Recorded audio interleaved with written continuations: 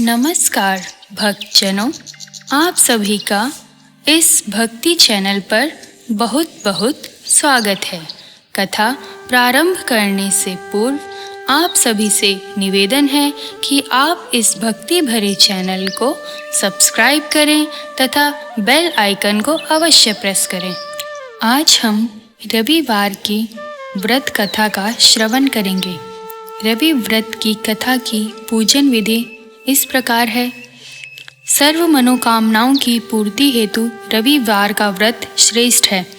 इस व्रत की विधि इस प्रकार है।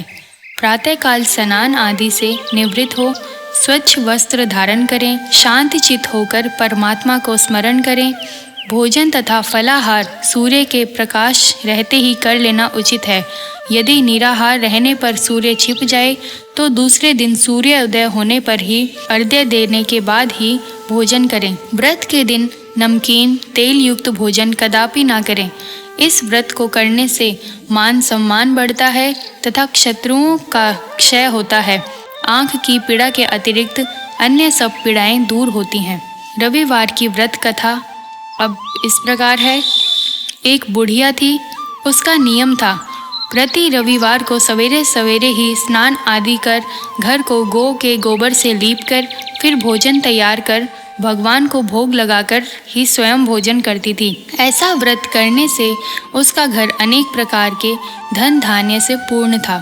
श्री हरि की कृपा से घर में किसी प्रकार का विघ्न या दुख नहीं था। सब प्रकार से घर में आनंद रहता था। इस प्रकार कुछ दिन बीत जाने पर उसकी एक पड़ोसन, जिसकी गौ का गोबर वह बुढ़िया लाया करती थी, विचार करने लगी, यह वृद्धा सर्वदा मेरी गाय का गोबर ले जाती है, इसलिए अपनी गौ को घर के भीतर बांधने लगी। बुढ़िया को गोबर न मिलने से रविवार के दिन अपने घर को न लीप सकी, इसलिए उसने न तो भोजन बनाया न ही भगवान को भोग लगाया तथा स्वयं भी भोजन नहीं किया। इस प्रकार उसने निराहार व्रत किया। रात्रि हो गई और वह भूखी सो गई। रात्रि में भगवान ने उसे स्वप्न दिया और भोजन न बनाने तथा लगाने का कारण पूछा। वृद्धा ने गोबर न मिलने का कारण सुनाया।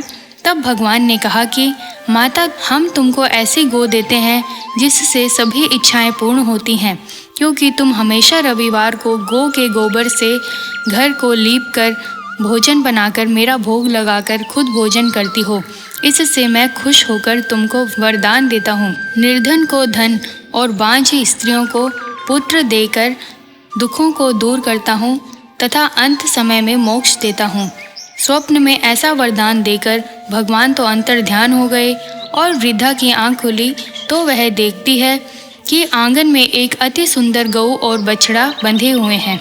वह गाय और बछड़े को देखकर अति प्रसन्न हुई और उसको घर के बाहर बांध दिया और वहीं खाने को चारा डाल दिया। जब उसकी पड़ोसन ने बुढ़िया के घर के बाहर एक अति सुंदर गऊ और बछड़ा देखा तो द्वेष के कारण उसका हृदय जल उठा और उसने देखा कि गाय ने सोने का गोबर किया है, तो वह उस गाय का गोबर ले गई और अपनी गाय का गोबर उसकी जगह पर रख गई। वह नित्य प्रति ऐसा ही करती रही और सीधे साधे बुढ़िया को इसकी खबर नहीं होने दी। तब सर्वव्यापी ईश्वर ने सोचा कि चालाक पड़ोसन के कर्म से बुढ़िया ठगी जा रही है, तो ईश्वर ने संध्या के समय अपनी माया से बहुत जोर की आंधी चला दी। बुढ़िया ने अंधेरों के भय से अपनी गऊ को अंदर बांध लिया। प्रातःकाल जब बुढ़िया ने देखा गऊ ने सोने का गोबर दिया है तो उसकी आश्चर्य की सीमा नहीं रही और वह प्रतिदिन गऊ को घर के भीतर बांधने लगी।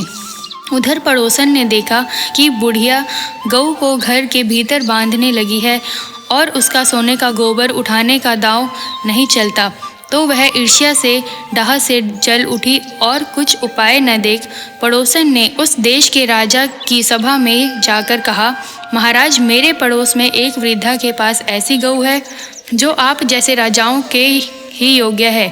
वह नित्य सोने का गोबर देती है। आप उस सोने से प्रजा का पालन करिए। वह वृद्धा इतने सारे सोने का क्या करेगी। राजा ने यह बात सुन अपने दूतों को वृद्धा के घर से गऊ लाने की आज्ञा दी। वृद्धा प्रातः ईश्वर को भोग लगा भोजन ग्रहण करने जा ही रही थी कि राजा के कर्मचारियों ने गऊ को खोलकर ले गए। वृद्धा काफी रोई चिल्लाई, किंतु कर्मचारियों के समक्ष कोई क्या कहता। एक दिन वृद्धा गऊ के वियोग में भोजन न खा सकी और रात भर रो रो कर ईश्वर से गऊ को पुनः पाने की प्रार्थना करती रही। उधर राजा गऊ को देखकर बहुत प्रसन्न हुआ, लेकिन सुबह जैसे ही वह उठा, सारा महल गोबर से भरा दिखाई देने लगा। राजा यह देखकर घबरा गया।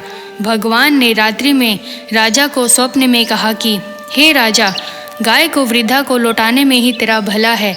उसके रविवार के व्रत से प्रसन्न होकर मैंने उसे गाय दी थी। प्रातः होने पर राजा ने वृद्धा को बुलाकर बहुत से धन के साथ सम्मान के सहित गऊ और बछड़ा लौटा दिया। उसकी पड़ोसन को बुलाकर उचित दंड दिया। इतना करने के बाद राजा ने महल से सारी गंदगी दूर हुई। उसी दिन से राजा ने नगरवासियों को आदेश दिया कि राज्य को तथा अपनी समस्त मनोकामनाओं की पूर्ति के लिए रविवार का व्रत करो। व्रत करने से नगर के लोग सुखी जीवन व्यतीत करने लगे। कोई भी बीमारी तथा प्रकृति का प्रकोप उस नगर पर नहीं होता था। सारी प्रजा सुख से रहने लगी।